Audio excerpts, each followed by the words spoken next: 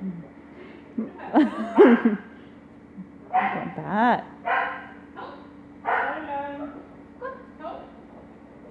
Så lär man där. Att han bara klarar av att växla först. Upp dig.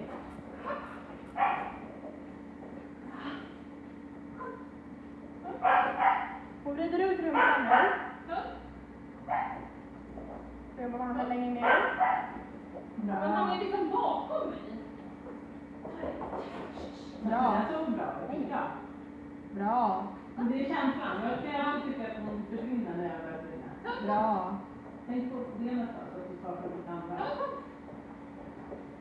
Där. Jobba in handen, nu har handen kvar. Rätt. Gott. Bra.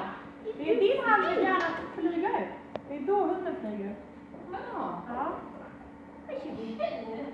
Vad hände? Bra. Han visar. Övningsordet, Anna. Övningsordet. Just det. Ja, just det. In med handen, in med handen, in med handen. Så. Bra. Tänkte på mina liten öppning. In med handen. Ja, och Sen sen flyger ut. joggingsteg fast långsammare. Jobba till vänster. Att han är med på att du Gör en liten lucka mellan handen och benet. Där. Gott. så är det. Bra. Jättebra. Gud vad känslig hon var för det. Så att han inte behöver mig. Gott. Där. Bra. Jättebra. Bra. Mycket bättre. Jättebra. Det är min. Bra. Där. Det är min. Gör så här, varje gång du hoppar försvinner handen.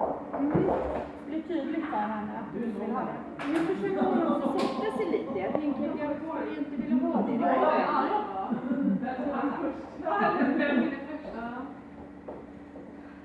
Ja, det är mycket godis man har tappat omkring sig när man tränar. Ja. Gott. Bra. Ungdomar för alla hundar går runt allt. Lite lucka.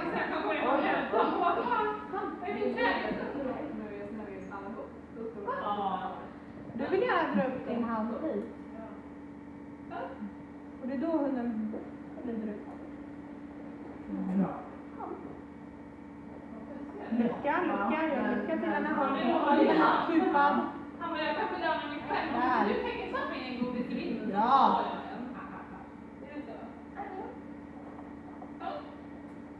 Bra. Nu. Bra. Skitbra. Svårt. Nu kan jag ju nästan gå upprätt. Helt fantastiskt. Jag har ju aldrig gjort det förut. Någon. Jättebra. Det är sjukt bra. Matte.